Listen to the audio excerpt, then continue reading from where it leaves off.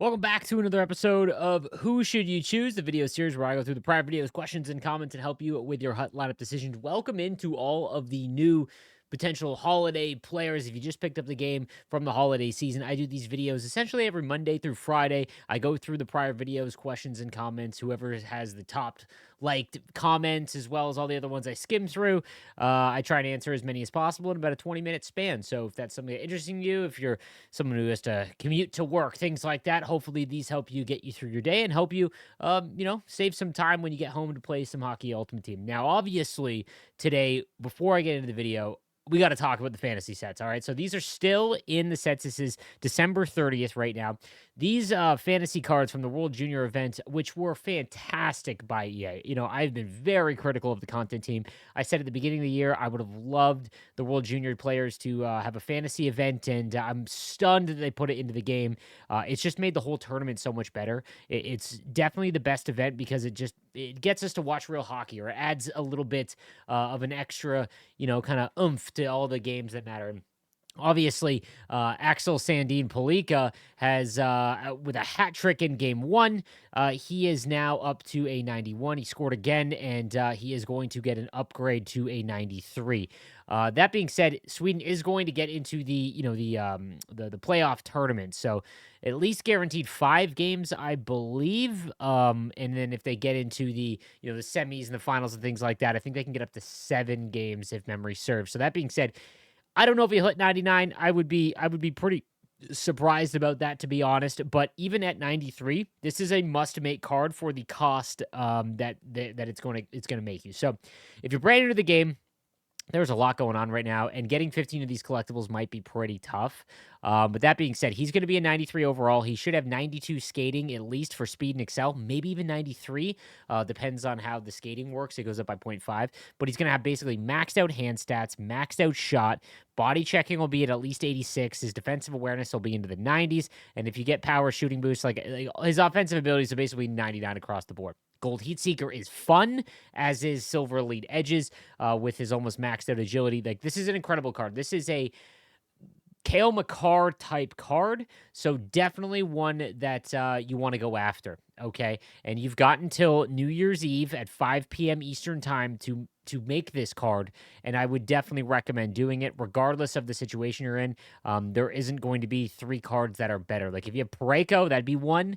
Off the top of my head, I can't really think of any others that I have over him right now. So definitely a card I'd worth making. As of the time of this recording as well, Dalibor Dvorsky has just scored 2 goals for Slovakia. So here is what I want you to do if you are able to play and make one of these cards by New Year's Eve, okay? And maybe 2, all right? Dalibor Dvorsky is going to be a good card at 90 overall. He's not better than Sandin-Pellikka, and he's probably not going to get up to his already 93 overall.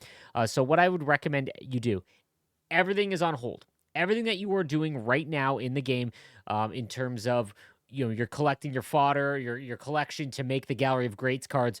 Don't worry about that. You've got another 11 days at the time of this recording to worry about those cards, all right? And even if you can't make them, they won't be better than Axel Sandin-Pellikka. So you want to do everything you can to get this card done. I would not cash it in just yet. There is an off chance that somebody scores 5 goals in a game, and you don't have to make your decision until New Year's Eve at 5 p.m. Eastern time.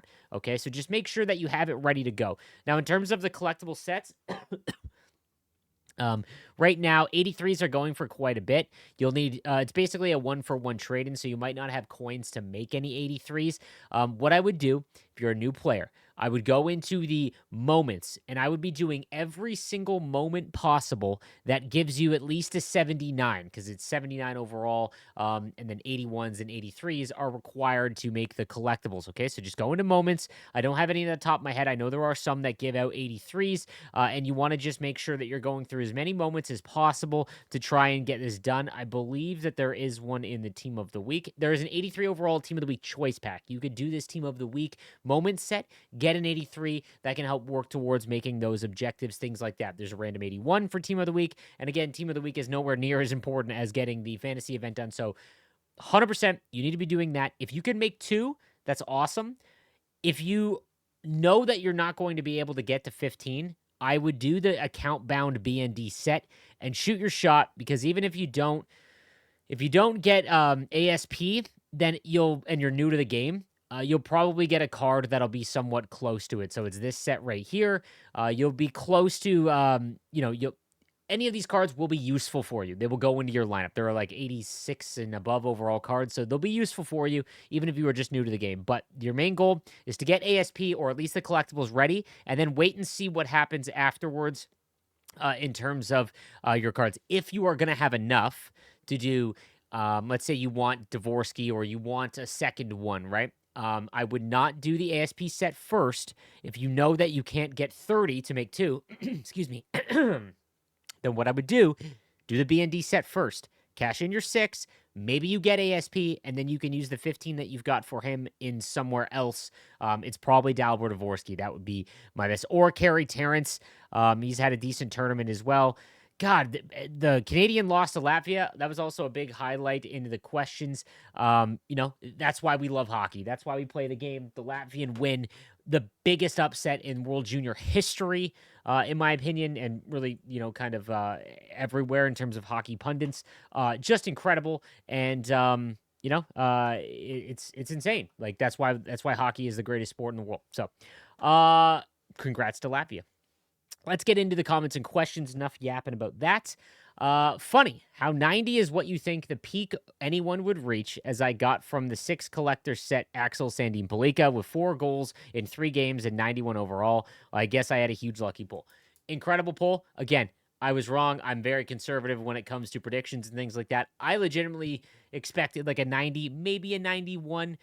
ASP might hit 99. I don't think he will. I think he'll score one more goal and get to 95, but still incredible. Lineup question.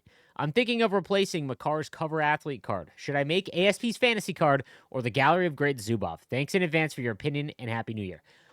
It's funny because this is actually kind of tough. If ASP was done at 93 overall, and you have to remember that just because you can't make the sets anymore, he still has games to play. I think people are forgetting that. Like, even though you've made them, it's not like the tournament's over. They've still got more games to play afterwards. But because he's hit 93 and he's got more games available, can hit 99, 100% do ASP. Zubov is an incredible option, and honestly, if he was capped at 93, I'd probably say Zubov just because of the free abilities and stuff like that. He's a nuts card. Lineup question. Bonjour, sleeves. I was wondering which Gallery of Great MSP I should make for my team. My lineup is as follows. He's got Barzal, Yzerman, and Gretzky, Bedard, Barkov, Robitaille, Aginla, Thornton, Backstrom, Eichel, Miller, Ranton. Unbelievable team, dude.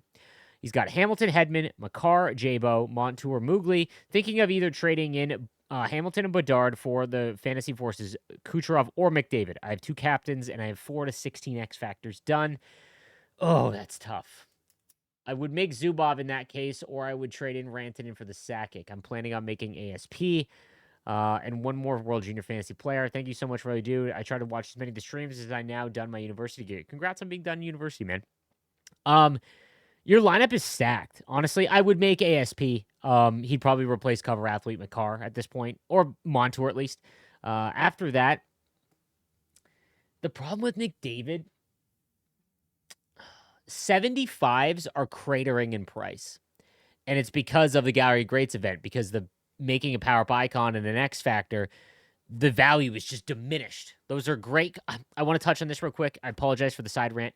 A lot of people are saying, in the community in general, and myself, I was very critical, that the Gallery of Greats Master Set players have wiped out power-up icons and X Factors. That's not the case. Those are still unbelievable cards. Everyone is saying that power-up icons are now trash cards. That's not the case at all, and that's not what I was saying, and I think that was construed that way, so I apologize on the bad communication from my part. They're still fantastic cards, and eventually they will be better.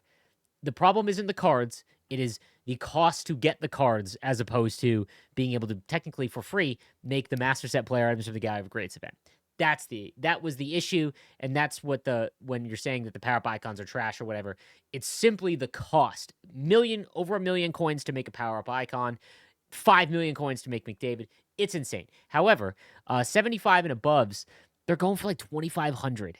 And if they stay at that price, it really lowers the price on McDavid's X Factor as well as making holograms. So if you're like close, myself, I've done McDavid. I'm not going to do the next one. That grind is just absurd to do more than once. But I'm like halfway to a modern icon, and I'm still gonna finish it out. I'm halfway there. Um, that being said, in your case, I would make ASP. You've already made Iserman. I would get McDavid. Unless you are hut rich, which you might be based on your team. And you can get, because it's still going to take, to get to, think if you've been playing since launch of the game, and you've been playing for a while because you have like Bedard, or you have Barzal, like it's going to take you about like a month or two, or a month to make McDavid still. And I would, who would you replace? Hamilton is your best actually defenseman. I don't know. That's a tough one. I think making fantasy McDavid is still the play. Do shootout goals count for the fantasy cards? No, they do not. Lineup question: Do you can you do an updated fantasy tier list? I got my hands on Axel Sandin-Pellikka, and my goodness, he's sweet. Any other gems? I said this in my preview video, guys. I thought that Dalibor Dvorsky would be kind of sneaky. I've gotten to watch him play a lot in the OHL. He's an incredible player. And usually when you have like the countries that aren't expected to medal, like Slovakia, they're kind of like the offense runs through them, so they get all the opportunities. Whether it's PP1, everything goes through them. All the all of their teammates, they'll look for the best player. Outside of that, God, it's hard to have confidence in Canada, especially Braden Yeager. Terrence, God, the USA is such a grindy team too. The tournament has just, it's gone crazy. Like, it has been one of the better World Junior tournaments because it's not good when USA and Canada walk through every team, right? And that Latvia win against Canada has been pretty crazy. Finland's been nuts because they're just always good at this tournament. I don't think there's any must makes unless someone pops off today or tomorrow in the afternoon, because I believe Finland plays before 5 p.m. Eastern. Hi, slaves. Not a question for me, but just a rant. I played a ton at the start of the game, took a break, and I'm back, and I've been grinding for the past 3 or 4 weeks. I get so frustrated playing this game, especially online. Goalies, no matter their overall, let in some of the dumbest shots or straight up don't react to the puck that is right in front of them. The AI in this game is so incredibly bad, and the AI almost always pushes up too far or back skates when the puck carrier is sprinting past them. I have my strategy set to what you recommend, but it still happens pretty consistently. I play this game to have fun, but EA makes it next to impossible when you have a game that made up using computers that are running Windows XP. Thank you for all you do and appreciate your videos. This is always tough, and this is why even in my strategies video, I tell everyone that just because they work for me, or the vast majority of my following, and when they say they use my strategies, I usually get, it's more positive than negative. They might not work for how you read a play in the game. And I think that's something that's overlooked. So just because someone who wins the Gaming World Championship, like Pogs, for example, Pogs' strategies might not work for you because he reads the game at a different level and the highest level. So what for me personally, what I struggle with is giving up 2-on-1s, right? So if you're in the same boat, maybe you don't have it set to like aggressive attack and forecheck, right? Maybe you go passive, things like that. When you were plateaued, however, you're really not going to break that plateau until you learn a new mechanic or a new strategy. And I don't mean in-game strategies. I mean like, okay, you're circling the point, waiting for a DDD one-timer. You're learning how to hold on to the puck down low, things like that. It's tough.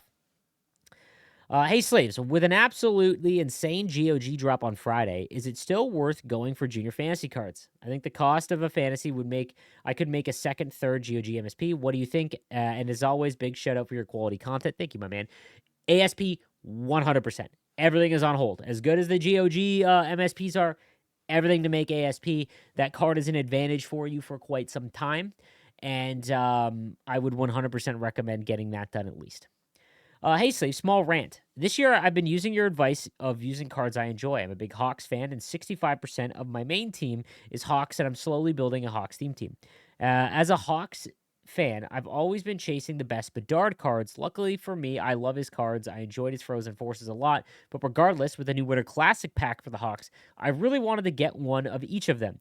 I spent about 900,000 coins and ended up with Taylor Hall, Vlasic, Donato, Foligno, Bertuzzi. Out of 14 packs and basically 1 million coins, no Bedard. This is 100% on me, but the fact I can't make these cards or even buy them from the auction house is incredibly stupid. There's literally nothing else to do with these cards other than trade in, which seems like a big waste of value. It is almost always, my man, going to be guaranteed to use the auction house for specific cards that a pack. These packs I actually love. That EA did this. Normally they don't do something like they'll release like the Winter Classic packs, but there isn't a specific pack to get them. I love this. How it should have worked though is you should have been able to earn one of those packs for free. The rest of these cards you should have just spent the million on. And it's unfortunate, man. That's just the reality of Ultimate Teams. You're chasing certain things. It's tough, man. I hate seeing stuff like this, but it's really just the name of the game, right? If there is cards that you want specifically, guys, never buy the packs to get them, regardless of the odds to get them. It's almost never going to work out in your favor. It's like a casino, man. The house always wins, right? I have close to 60 Season 2 XP collectibles. Should I go with the legendary pack for 60 or get 7 of the 82 plus packs at 8 each? This is tough. I have seen enough people get nothing in the 60 set. So when 60 collectibles is a ton, that's literally half of what they give you.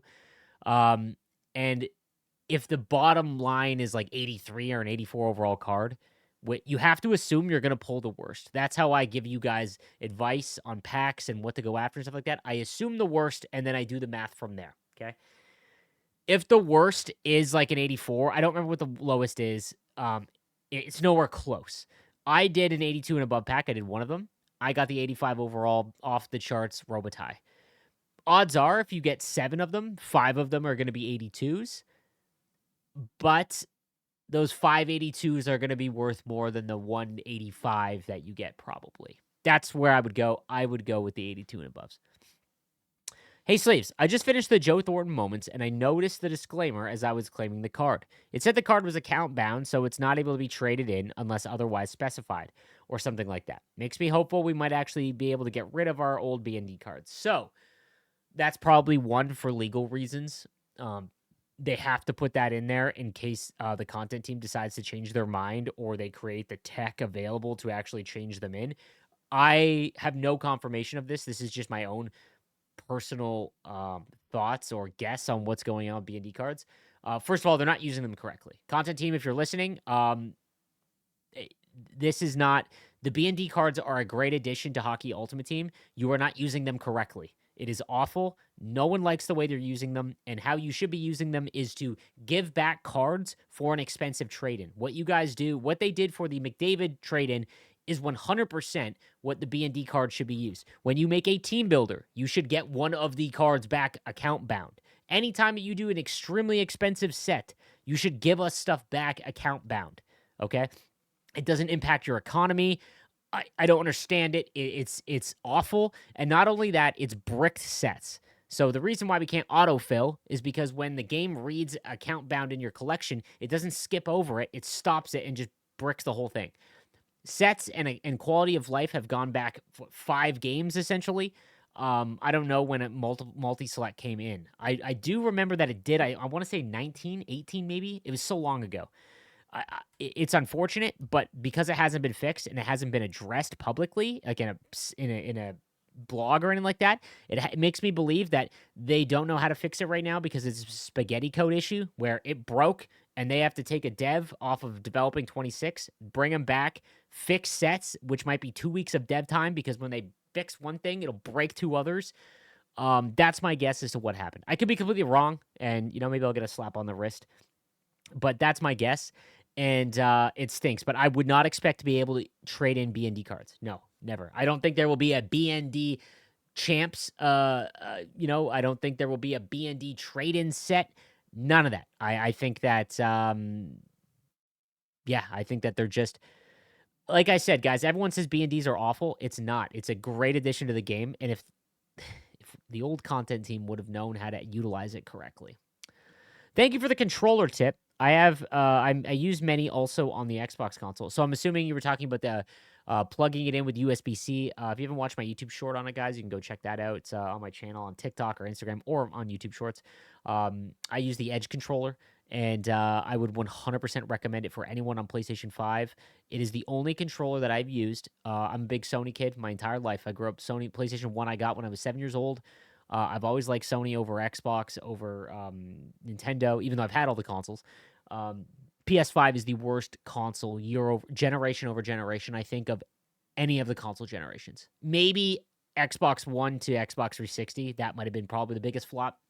But PS5 has been so busted, and specifically with NHL, but that's probably an EA thing.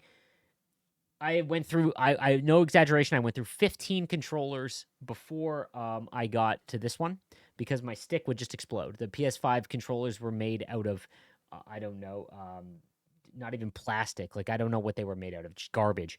And you would get stick drift always. So I got these, not for the bumpers or anything, literally just because you can replace them. I haven't had to replace these. I have no stick drift. These work great. It's $300, which is absurd. But take solace in the fact you will not have to do the EB Games refund glitch or whatever to get a new controller. You just won't have to buy another controller. So, and I play this game full time for a living. I went through all of NHL 24 and I've gone through NHL 25, so about 2,000 hours of playing. It's completely fine. So, yeah. Last one. Let's see. Let's go here.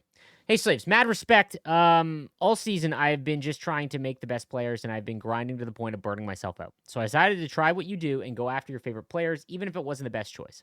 I have since made Mo Sider, as I'm a diehard Red Wing fan. You lucked out there, because he might be the best one. I also decided to try out Fantasy World Juniors and kept my collectibles in hopes that XL Sandin-Pellikka does well to make him another Red Wings prospect. And I just want to thank you for making playing and watching hockey more enjoyable. Watching the World Juniors can be boring at times when you're watching players in the hopes they do well for a video game is a whole other level. Guys, this is why the fantasy event has been my favorite event since NHL 20 when Nick from EA, the old content dev, created it. It is unmatched. Like my phone explodes. I'll be at an Ice Dog game and my phone will explode when Pareko scores or Ekholm. Like, it's just fun. It's very fun. So seeing Axel score 3 times got me so excited to actually make his card that I have already made it, and I'll be watching every game to see if he'll go up in overall even more. This is the first time in a while when I'm thrilled about the World Junior tourney. Thank you for everything you do, man. Love the content. This is why I said make the World Junior cards fantasy cards. Don't mess around with the +3 if they win gold, all that nonsense they did in the past. What the current content team did with the World Junior event is A+. If they could give more options, maybe, or I think the ultimate way to do it would have been give the cards out 2 weeks in advance before the game started, so you had to call your shot, because I think being able to make it all the way up to New Year's Eve is kind of a cop-out, which I don't really enjoy because I think people should have to shoot their shot. But nonetheless, this was fantastic, and A+ marks on that. That's going to do it for this episode of Who Should You Choose, guys. I will have a video coming out tomorrow probably. And it will be covering the best workflow for your week if you want to make a Master Set player item. So especially if you're new to the game at the holiday season and you want to know how to get a free Master Set player every event in the fastest way possible, I'm going to show you the entire workflow. And maybe if you've been playing all year round, hopefully maybe it'll just clear some things up. I know you guys have very limited time, so I try to make my content revolve around getting you guys just in the game, keeping you informed. So I appreciate all the subs and hanging out. I'll see you guys next time. Have a good one.